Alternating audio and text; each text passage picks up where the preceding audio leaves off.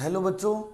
तो आज हम इलेक्ट्रिक डायपोल की वजह से उसके इक्वेटोरियल पॉइंट के ऊपर इलेक्ट्रिक फील्ड की इंटेंसिटी फाइंड करना सीखेंगे।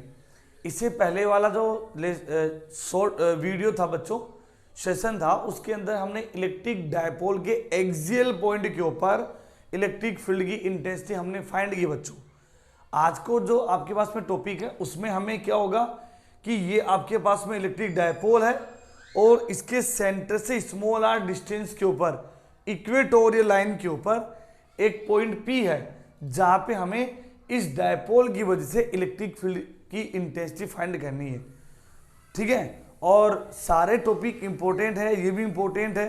आप तो 12th क्लास के सारे टॉपिक को इंपॉर्टेंट मानते हुए ही हमें पढ़ाई करनी है, क्योंकि हर टॉपिक का अपने आप में कुछ ना कुछ इंपॉर्टेंस है, सिग्निफिकेंस है। तो अपन किसी भी टॉपिक को लाइटली नहीं ले सकते और किसी भी कंपटीशन एग्जाम में, ठीक है, उसके ऊपर न्यूमेरिकल किसी भी टाइप से आ सकता है। तो हमें हर चीज़ को सीरियसली और इम्पोर्टेंट टॉपिक समझते हुए ही पढ़ाई करनी है। तो अब इसमें कैसे कि आपको ये इलेक्ट्रिक डायपोल है बच्चों, और इस इलेक्ट्रिक डायपोल के इक्वेटोरियल पॉइंट के ऊपर इलेक्ट्रिक फील्ड कैसे फाइंड करेंगे वो हम सीखेंगे यहाँ पे।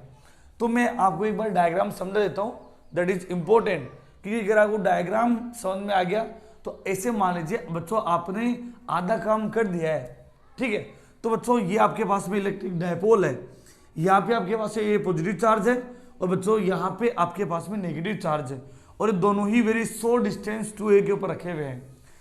इसके सेंटर से इक्वेटोरियल पॉइंट के ऊपर या इक्वेटोरियल लाइन के ऊपर कोई पॉइंट P है, यहाँ पे हमें इलेक्ट्रिक फील्ड फाइंड करना है इस डायपोल की वजह से।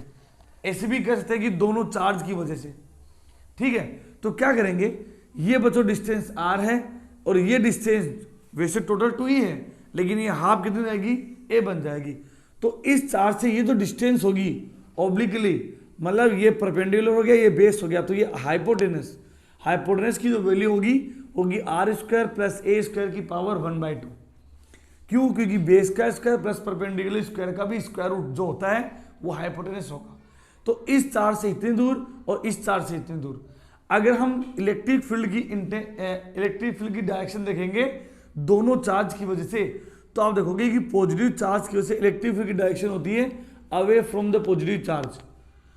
इसी के साथ में नेगेटिव चार्ज की वजह से इलेक्ट्रिक फील्ड की इंटेंसिटी देखोगे towards the negative charge.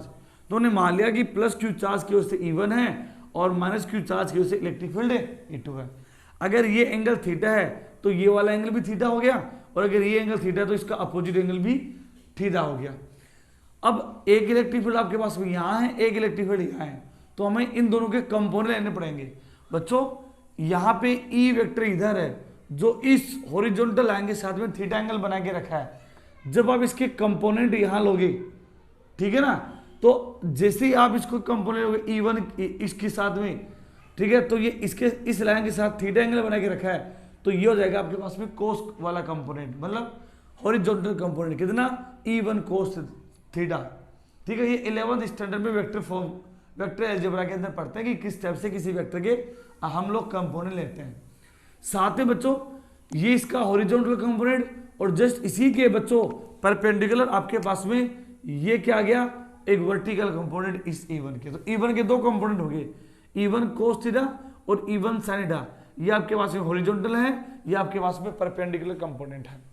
Similarly हम E2 को भी कंपोनेंट फॉर्म में डिवाइड करेंगे। ठीक है, तो इसको भी कंपोनेंट लेंगे। तो E2 की डायरेक्शन डाउनवर्ड है, तो हमने यहाँ पे इसका प्रोजेक्शन डाला, तो इधर डायरेक्शन E2 की इधर थी, डाउनवर्ड है, वो इधर होगी, तो E2 का, और ये इस लाइन के साथ में एंगल थीटा बना के रखा है, तो बच्चों ये बन गया आपके पास में E2 cos थीटा। ठीक है, और जस्ट इसी लाइन के परपेंडिकुलर बच्चों E2 का वर्टिकल जो कंपोनेंट होगा ये बन गया आपके पास में E2 sin थीटा। अब यहाँ पे समझने की बात यह है कि दोनों ही चार्ज से इस पॉइंट की डिस्टेंस सेम है और दोनों ही चार्ज का मैग्नीट्यूड सेम है, तो दोनों चार्ज की वजह से यहाँ पे इलेक्ट्रिक फील्ड की जो इंटेंसिटी होगी मैग्नीट्यूड फॉर्म में वो सेम होगी। ऐसे E1 और E2 की वजह से जो इलेक्ट्रिक फील्ड होगा कितना होगा, KQ/r² प्लस a²। लेकिन बच्चों यहाँ पे जब हम इसके कंपोनेंट लेते हैं तो आपको मिल रहा है कि यहाँ तो है E1 sin थीटा और यहाँ है E2 sin थीटा, मैंने बोल के रखा कि E1 E2 सेम है, एंगल भी सेम है, तो ये वाले जो कंपोनेंट है वर्टिकल कंपोनेंट है ये मैग्नीट्यूड में सेम हुए और डायरेक्शन में अपोजिट होने की वजह से बच्चों ये एक दूसरे को कैंसिल आउट करते हैं। ठीक है ना, मतलब यहाँ पे इसके वर्टिकल डायरेक्शन में किसी भी टाइप का कोई इलेक्ट्रिक फील्ड नहीं होता है। लेकिन इस E1 का horizontal component E1 cos theta और इस E2 का भी horizontal component E2 cos theta, ये E1 cos थीटा दोनों सेम डायरेक्शन में होने की वजह से ये ऐड हो जाते हैं, इसलिए नेट इलेक्ट्रिक फील्ड आपके पास में इस हॉरिजॉन्टल डायरेक्शन में ही मिलेगा और वो कितना होगा, होगा E1 cos theta plus E2 cos theta. तो यहाँ पे हमने cos थीटा बच्चों कॉमन ले लिया, तो आपके पास में क्या बच गया, E1 plus E2 cos theta. जबकि हमने बता के रखा है, बता दिया है पहले कि दोनों चार्ज का मैग्नीट्यूड सेम है और दोनों चार्ज से ये पॉइंट भी सेम डिस्टेंस के ऊपर है, तो इसका अलग दोनों की वजह से यहाँ पे इलेक्ट्रिक फील्ड का जो मैग्नीट्यूड होगा वो सेम होगा और वो कितना होगा, E1 is equal to E2 is equal to KQ upon R square plus A square. ठीक है, क्योंकि दोनों चार्ज से डिस्टेंस सेम है, तो ये वैल्यू जैसे हम यहाँ पे रखते हैं तो आपके पास में E इज इक्वल टू ये वैल्यू रखने के बाद में जब ये ऐड हो जाएगा तो ये बन जाएगा 2KQ upon R square plus A square cos theta. अब बच्चों ये कोस थीटा है, हम इस राइट एंगल ट्राइंगल से कोस थीटा की वैल्यू निकालेंगे, चाहे से आप इस राइट एंगल ट्राइंगल से निकाल लीजिए। कोस थीटा की वैल्यू होती है बच्चों, कोस थीटा की वैल्यू आपके पास में होती है बेस अपॉन हाइपोटेनस। ठीक है, तो बेस तो आपके पास बच्चों क्या है, A है, हाइपोटेनस आपके पास में क्या है, R square plus A square का भी A स्क्वायर की पावर 1/2। तो आपके पास में हम ट्राइंगल AOP में देखेंगे तो कोस थीटा की वैल्यू क्या होगी, बेस अपॉन हाइपोटेनस। ये वाली कोस थीटा की वैल्यू यहाँ रख देंगे तो आपके पास में E की वैल्यू आ जाएगी 2KQ R square plus A square और कोस थीटा की वैल्यू रख दिए तो A upon R square plus A square की पावर 1/2। अब आप देखेंगे मैं क्या कर रहा हूं बच्चों, K को अलग लिख रहा हूं जबकि Q के साथ में इस 2 को यहां ले जाके Q इंटू 2 लिख रहा हूं। सेम बात है, कोई फर्क नहीं पड़ता उससे, हम Q के साथ में 2a इसीलिए लिख रहे हैं ताकि हम ये बना पाए, क्योंकि हम जानते हैं Q किसी भी एक चार्ज का मैग्नीट्यूड और इनके बीच की सेपरेशन को हम डायपोल मोमेंट कहते हैं, ताकि डायपोल मोमेंट की फॉर्म में हम आंसर ले पाए। यहाँ पे R square plus A square है और यहाँ पे R square plus A square की पावर 1/2 है, मतलब यहाँ पे पावर 1 है, यहाँ पे पावर 1/2 है, दोनों ऐड होंगी तो बन जाएगी आपके पास में पावर 3/2। तो आपके पास में इलेक्ट्रिक फील्ड बन गया KQ into 2a upon R square plus A square की पावर 3/2। लेकिन अब हम ये जानते हैं Q इंटू 2a बच्चों क्या होता है, इलेक्ट्रिक डायपोल का डायपोल मोमेंट। सो ये बन जाएगा आपके पास में E इज इक्वल टू बन गया KP upon R square plus A square की पावर 3/2। ठीक है बच्चों, अब ये तो हो गया कि इस डायपोल की वजह से इक्वेटोरियल पॉइंट के ऊपर इलेक्ट्रिक फील्ड इंटेंसिटी का फॉर्मूला ये बन जाएगा आपके पास इक्वेटोरियल पॉइंट के ऊपर कितना, KP upon R square plus A square की पावर 3/2।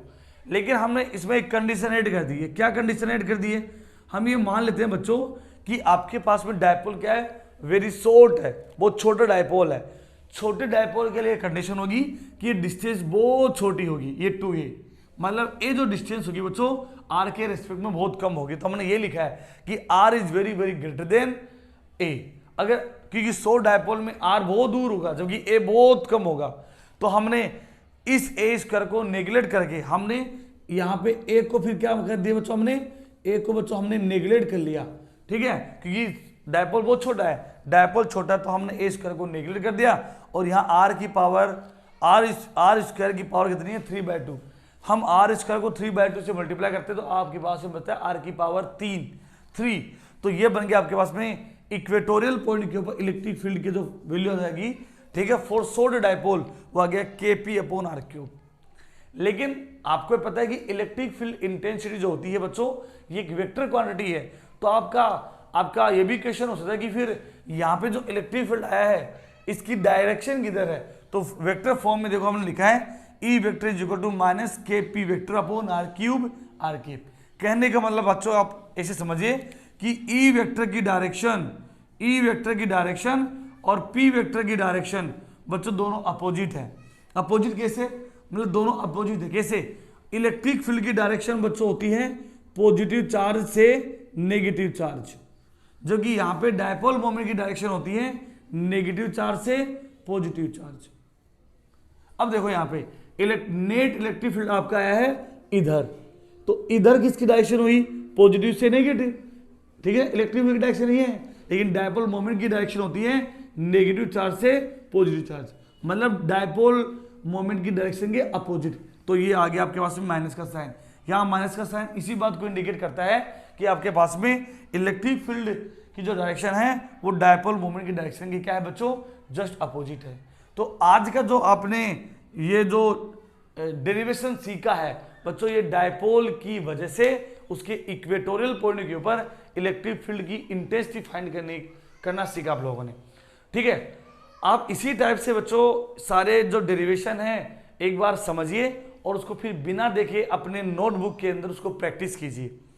जितनी बार अगर आप प्रैक्टिस करोगे बच्चों, उतनी ही बार आपका जो डेरिवेशन है वो आपके लिए परमानेंट होता जाएगा आपके दिमाग के अंदर।